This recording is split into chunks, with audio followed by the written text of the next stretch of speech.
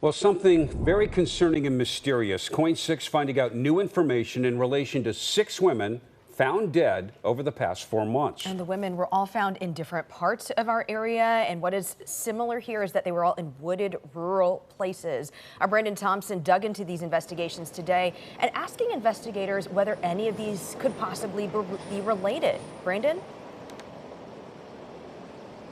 There are similar ages of these women as well, but right now law enforcement agencies are determining if these cases are connected.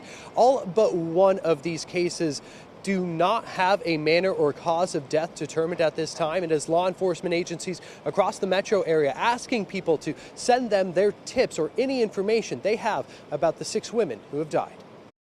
The loss of a sister. Her kids love her more than she could ever imagine. We spoke to them shortly after the remains of their sister, Joanna Speaks, were found near a barn in rural Clark County. Her sense of humor is going to be probably missed the most. Definitely. She was so full of life. 6 women have been found dead in rural areas across the Portland metro. Joanna Speaks is the only one whose cause and manner of death was determined. Blunt force trauma to the head and neck area. It's being investigated as a homicide. She wouldn't have just let something happen. No. She would have fought back. And she had a lot of ties over to the Oregon side of the river, it sounded like. And so they got dozens of leads to kind of follow up. The remains of the first woman, Kristen Smith from Gresham, were found on February 19th off of Southeast Flavel Road on the borders of Portland and Happy Valley. On April 8th, 32-year-old Joanna Speaks lived in Oregon and was found dead in rural Clark County. 2 weeks later, on April 24th, 24-year-old Charity Perry was found in a culvert near Ainsworth State Park. The same day, an unidentified woman was found dead near Southeast Flavel and I-205. A week later, Milwaukee woman Bridget Webster's remains were found near Mill Creek in rural Polk County. And on May 7th, Ashley Reel's body was found in a rural area of Clackamas County. It's definitely something that they're looking at.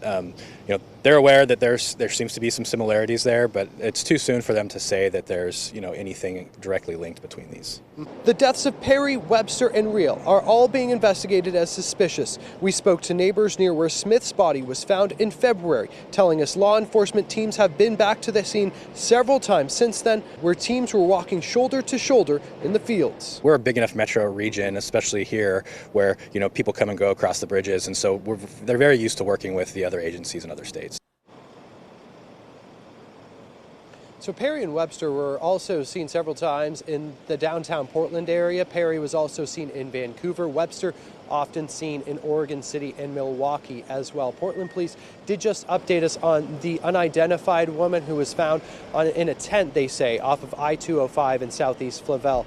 They say that the medical examiner did not find anything suspicious with her death, but she did have several unique tattoos.